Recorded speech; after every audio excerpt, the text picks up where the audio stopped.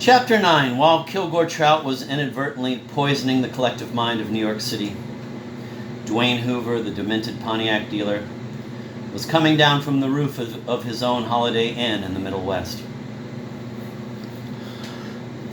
Dwayne went into the carpeted lobby of the place not long before sunrise to ask for a room. As queer as the hour was, there was a man ahead of him, and a black one at that. This was Cyprian Ukwindi, the Ndaro, the physician from Nigeria, who was staying at the inn until he could find a suitable apartment. Dwayne awaited his turn humbly. He had forgotten that he was a co-owner of the inn. As for staying at a place where black men stayed, Dwayne was philosophical. He experienced a sort of bittersweet happiness as he told himself, "Times change, times change." The night clerk was new. He did not know Dwayne. He had Dwayne fill out a registration in full. Dwayne, for his part, apologized for not knowing what the number of his license plate was. He felt guilty about that, even though he knew he had done nothing he should feel guilty about. He was elated when the clerk let him have a room key. He had passed the test, and he adored his room. It was so new and cool and clean. It was so neutral. It was the brother of thousands upon thousands of rooms in Holiday Inns all over the world.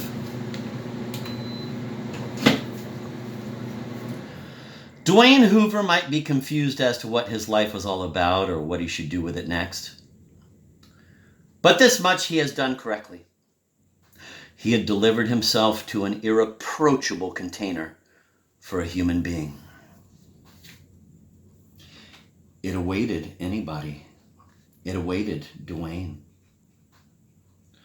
Around the toilet seat was a band of paper like this, which he would have to remove before he used the toilet.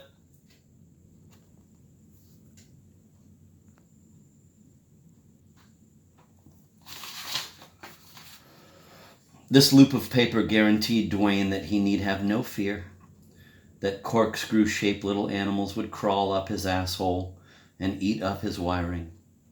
That was one less worry for Dwayne.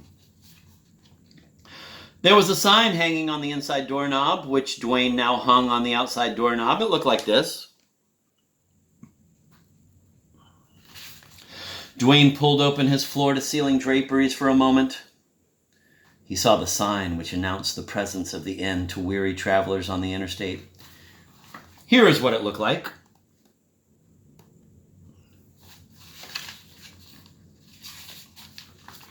He closed his draperies. He adjusted the heating and ventilating system. He slept like a lamb. A lamb was a young animal which was legendary for sleeping well on the planet Earth. It looked like this. Chapter 10. Kilgore Trout was released by the police department of the city of New York like a weightless thing at 2 hours before dawn on the day after Veterans Day. He crossed the island of Manhattan from east to west in the company of Kleenex tissues and newspapers and soot. He got a ride in a truck. It was hauling 78,000 pounds of Spanish olives. It picked him up at the mouth of the Lincoln Tunnel, which was named in honor of a man who had had the courage and imagination to make human slavery against the law in the United States of America. This was a recent innovation.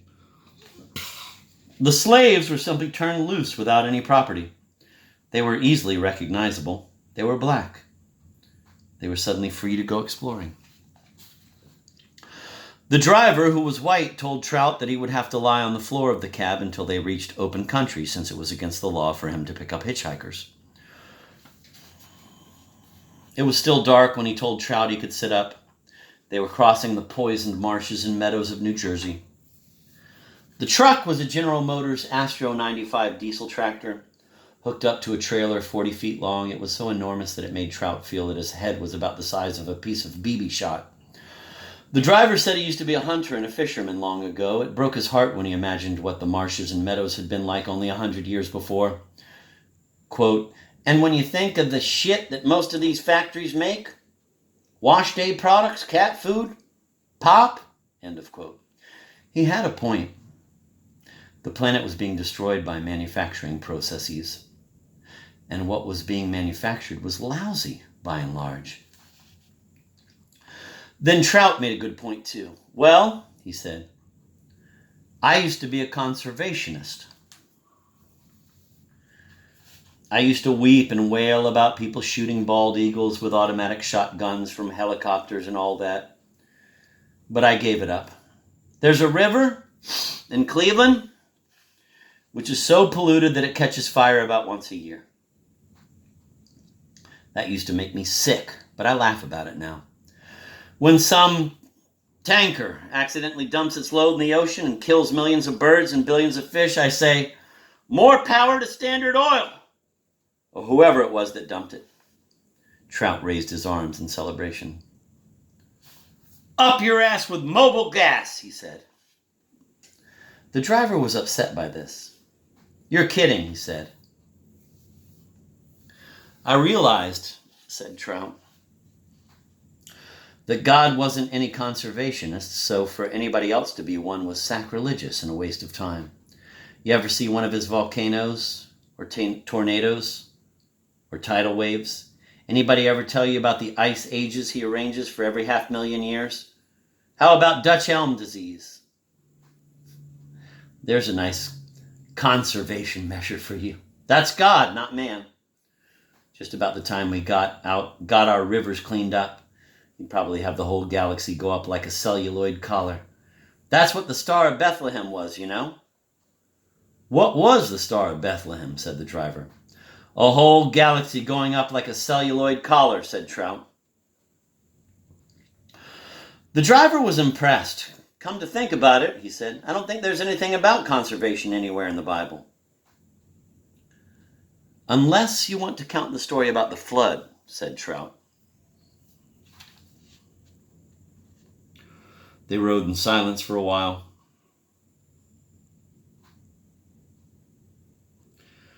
And then the driver made another good point. He said he knew that his truck was turning the atmosphere into poison gas, and that the planet was being turned into pavement so his truck could go anywhere. So I'm committing suicide, he said. Don't worry about it, said Trout. My brother's even worse, the driver said.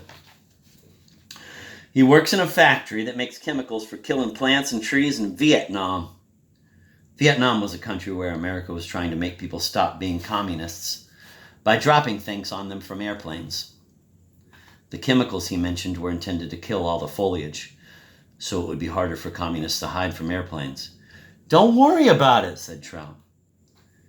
In the long run, he's committing suicide, said the driver. Seems like the only kind of job an American can get these days is committing suicide in some way. Good point, said Trout.